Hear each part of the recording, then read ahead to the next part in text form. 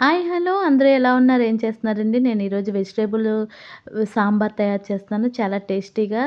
మీరు కూడా ఇలా తయారు చేసుకోండి. చాలా టేస్టీగా, ఇంకా చాలా ఈజీగా అయిపోతది. నచ్చితే లైక్ చేయండి. ఓకే. Take care. బాయ్.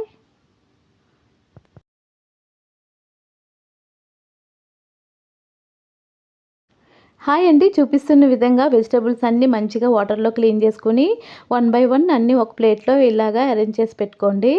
తర్వాత పప్పు కూడా ముందుగా ఉడకబెట్టుకొని, దాన్ని బాగా స్మాష్ చేసి ఉంచుకోండి.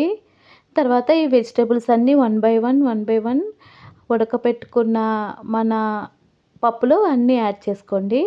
యాడ్ చేసుకున్న తర్వాత మనకి చింతపండు కూడా నానబెట్టుకొని, అది కూడా స్క్వీజ్ చేసుకొని ఉంచుకొని మిక్స్ చేసుకుంటే, ఇలాగా ఒకసారి ట్రై చేయండి. నేను ఇలా ఇంతకుముందు ట్రై చేశాను.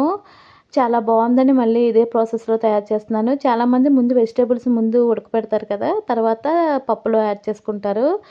ఇలా టేస్ట్ బావుంది. అందుకే ఇలా కంటిన్యూ చేస్తున్నాను. ఎలా అయినా చేసుకోవచ్చు. అది మన ఇష్టం. అయితే చూపిస్తున్న విధంగా అన్నీ యాడ్ చేసుకున్న తర్వాత కారం, మన టేస్ట్‌కి తగ్గ ఉప్పు, పసుపు కూడా యాడ్ చేసుకొని స్టవ్ ఆన్ చేసుకొని స్టవ్ మీద పెట్టుకోవాలి.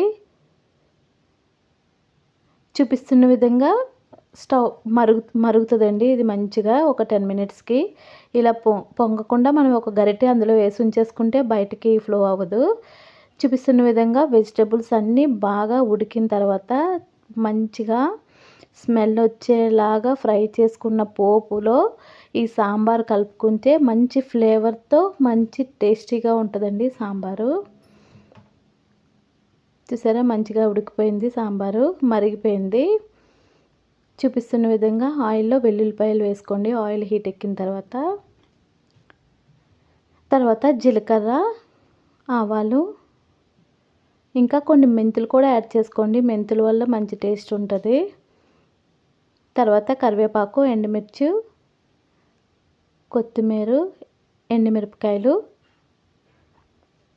ఇవి కూడా యాడ్ చేసుకొని బాగా స్మెల్ వచ్చే వరకు ఫ్రై చేసుకోండి. కొంచెం ఇంగువ కూడా యాడ్ చేసుకోండి చూపిస్తున్న విధంగా.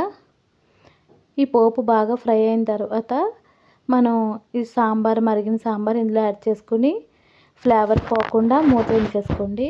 వెంటనే మూత పెట్టుకున్న 2 సెకండ్స్ మరిగాక స్టవ్ ఆపేసుకోండి. చాలా టేస్టీగా ఉండే సాంబారు ఇంట్లో అందరూ ఎంజాయ్ చేస్తారండి. ఇది మా సాటర్డే స్పెషల్. నచ్చితే లైక్ చేయండి. చూడ్డానికే కాదండి, తినడానికి కూడా చాలా బాగుంది. ఓకే. Take care. బాయ్.